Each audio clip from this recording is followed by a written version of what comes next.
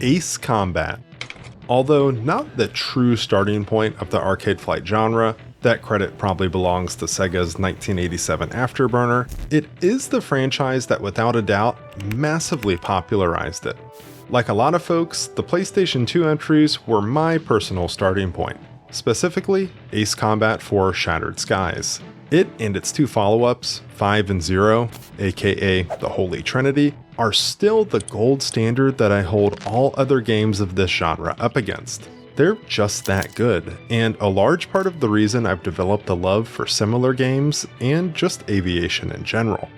Today, we're returning to this world of unrealistic missile payloads, insane kill counts, super weapons, and more as we check out something that I can only describe as, what if me and some buddies decided to make an Ace Combat game while under the influence of multiple illegal substances? Be my lucky day. If I take you down, you'll put me closer to the top. I'll be by the bulkhead, so don't shoot us by mistake. It's been good try. Your altitude is too low. Put them down. I am Sergei Kinski. Concentrate on the lift. The time remaining for an attack is running out. 2. Spread right.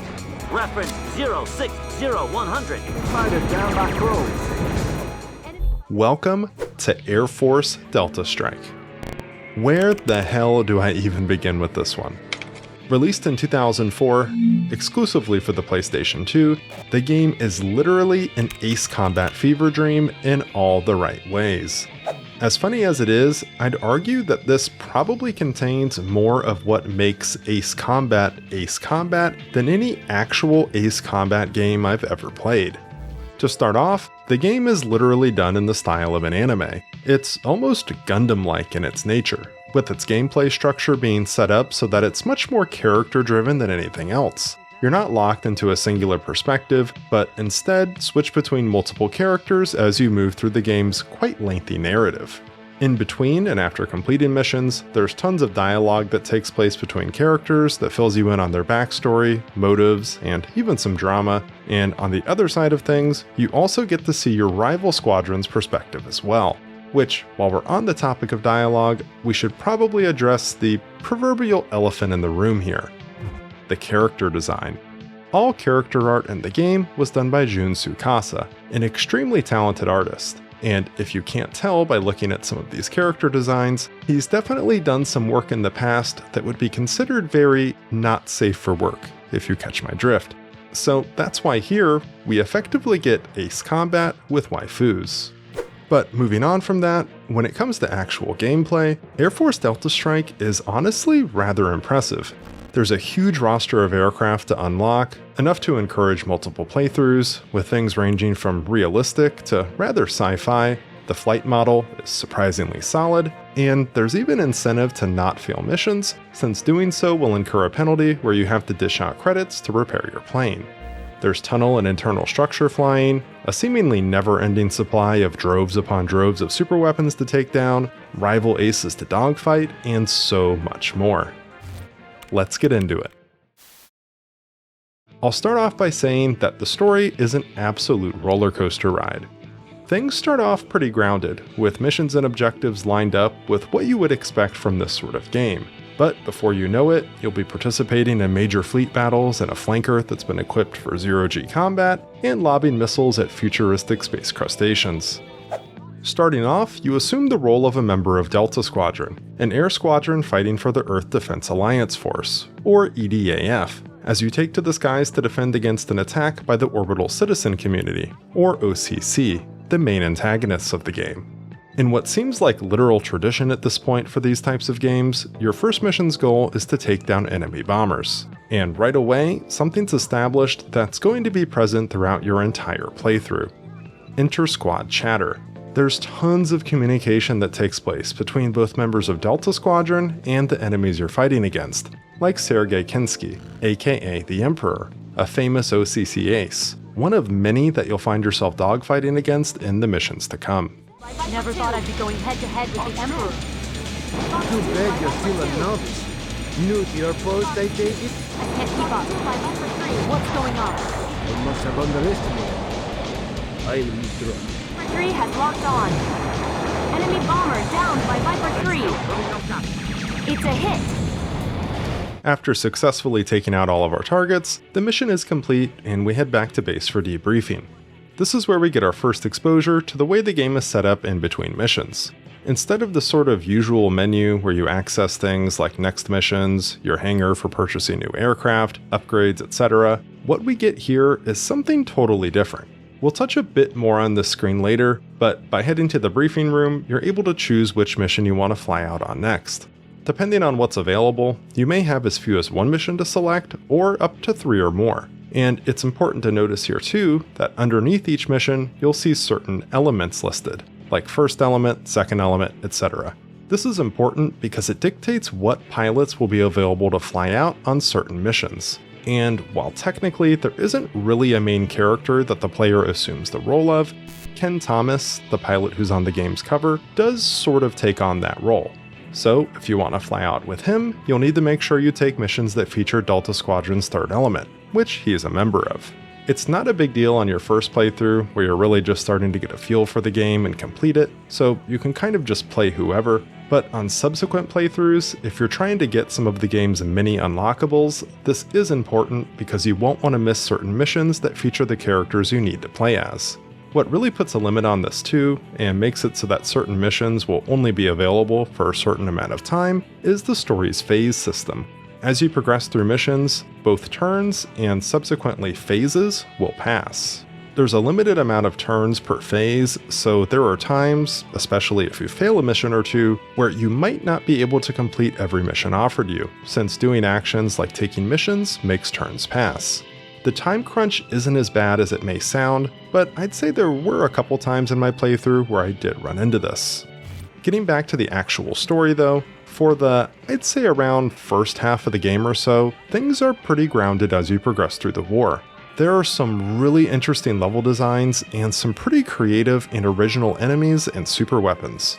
There's these giant rolling tank things, a tornado generating anti-air defense system that requires you to fly up into the clouds and then fly down the shaft of the tornado in order to take them out. You've got aircraft carriers disguised as icebergs, fancy shield generators, a wind generating boss that blows your plane around, and have you ever intercepted falling orbital debris from the cockpit of an F-22?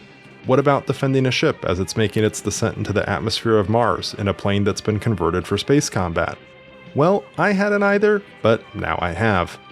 Yeah, the story is a literal trip that eventually sees you taking the fight to the OCC in space. And the whole time all this is going on, there's storylines taking place behind the scenes with a lot of the characters. I spent basically my entire playthrough on Ken, so I was exposed to his backstory, where I learned that he was formerly a space pilot who had had his base destroyed, and thought to have lost his girlfriend, Ellen, in the explosion along with it, since he basically watched her die, which is his motivation for wanting revenge on the OCC, but it turns out she wasn't killed, and instead was converted into what the game calls a doll. This isn't fully explained, but it's basically a cybernetic pilot program, something akin to the cyber new types from the Gundam universe.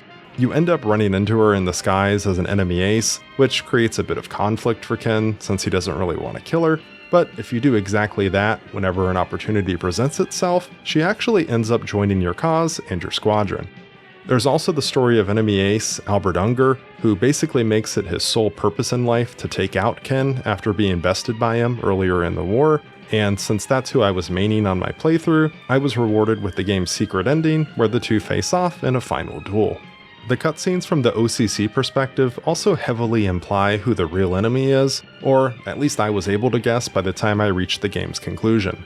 The mysterious navigator, the force directing the enemy faction, and also the one who's granting them some pretty impressive tech, turns out to be an alien.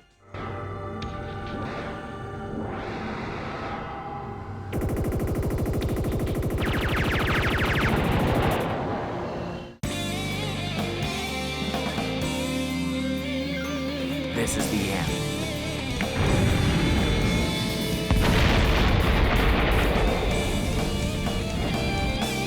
Punching out. Think I'm gonna go down now? Alan, I'll be back, I swear. I'll get through this, Dad. I promise.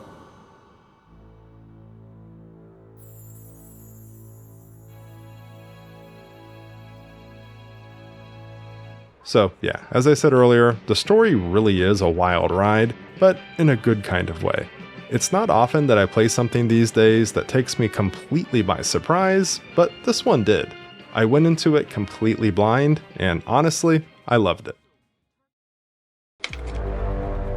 Underneath the wild setting and story, Airforce Delta Strike actually offers some really mechanically solid and challenging gameplay. Controls-wise, after switching off of the default control scheme, it feels and plays almost identically to Ace Combat, and the flight model, while obviously not super realistic, does lean a bit more towards realism when it comes to aircraft behavior. Think Ace Combat 3 Electrosphere here. It's still arcadey, but the flight model's got some weight to it that you can definitely feel when aircraft get slow. You can't just continuously hold down the air brake to tighten your turn radius. It will help to a certain extent, but if you find your airspeed's too low, you'll find yourself stalling or getting to the point where you can barely point your nose and turn. Depending on the mission, doing this is something that's really best avoided because incoming enemy fire, both from hostile air and ground targets, is really dangerous. You can take a few hits before you go down, but I found myself dying quite a bit, much more than I expected. Enemies will fire missiles at you as they're approaching, and whenever they get an opportunity, and missiles track pretty aggressively. If you get an enemy ace behind you, not only will they fire at you, but they'll ripple off multiple missiles, bursting you down to 0 HP in a matter of moments. Dogfighting enemy aces was challenging, but not too ridiculously hard, and I think it strikes a good balance. To my knowledge, they don't use any sort of physics-breaking, gravity-defying maneuvers, which I always hate going up against in these games. And overall, as a whole, I found the difficulty to be quite refreshing, especially the approach that was taken with ground targets. In almost every other game in the arcade flight genre, ground-based AA defenses are pretty much a joke, basically just serving as fodder to be destroyed by the player. Here, that is certainly not the case. Dealing with ground or sea targets actually required some effort on my part, with my go-to strategy normally being to launch missiles and brake hard left or right immediately after getting into firing range, or I would risk getting hit. As far as aircraft roster is concerned, it's quite impressive, with well over 100 aircraft being featured that all feel great to fly, along with additional special weapons to unlock for them. Which, in addition to just granting added variety for the player to experience, the roster also helps to solidify the identity of the game's characters. In order to really explain this, we'll need to go into a bit more detail about the way the gameplay loop is set up. We've already mentioned how you don't really assume the role of any one particular character, but you'll notice that when you're on the airbase screen, which is sort of like the home screen for the game, where you're able to do things like access briefings, the shop, your quarters, where you can do things like pass time, view medals you've earned, etc., towards the top you'll see your currently active character's name listed. This is changed whenever you select a character for deployment. Until you redeploy, you're effectively playing as that character. But why is this important, you might ask? Well, when you unlock planes in the game, you only unlock them for specific characters. For example, if I'm playing as Ken and I head to the shop to purchase an F-22, afterwards, if I go to deploy into a mission as Brian Douglas from the second element, which focuses on the ground attack role, that F-22 won't be available. Instead, I'll have access to Brian's planes, whichever ones I purchased while playing as him. Credits are also not shared between characters either, so if you want to focus down on a character and unlock all the planes they have available, you'll need to complete some missions with them. In my opinion, this is a really cool system. It really does a good job of making each element and its squad members feel unique. Now, before we move on, I want to just quickly touch on the space aspect of gameplay, because I think it was handled well. Honestly, I thought it was going to be super janky, but it wasn't.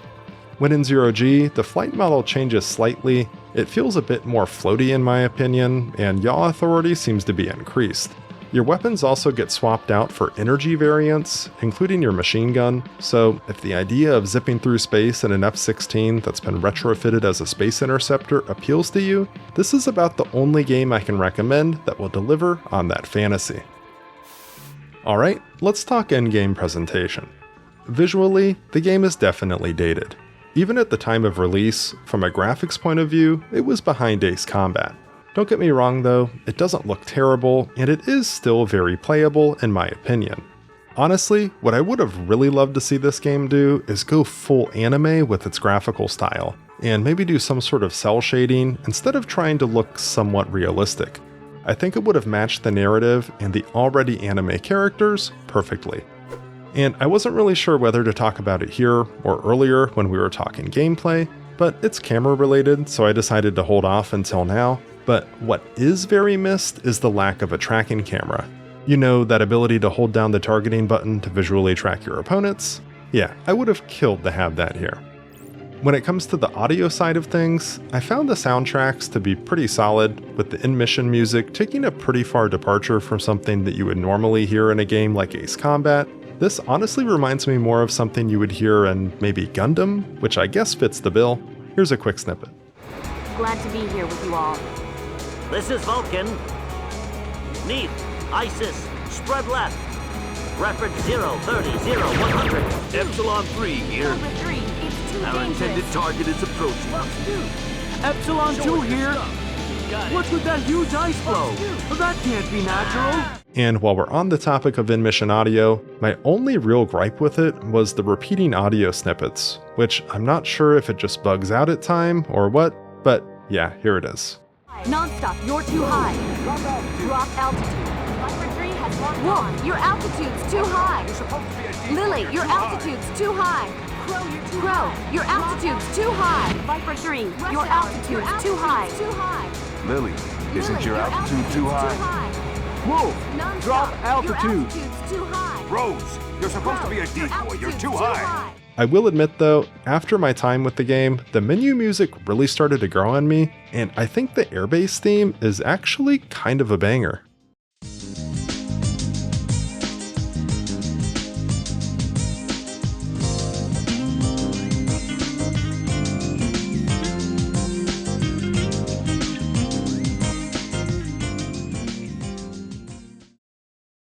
So, would I recommend Airforce Delta Strike?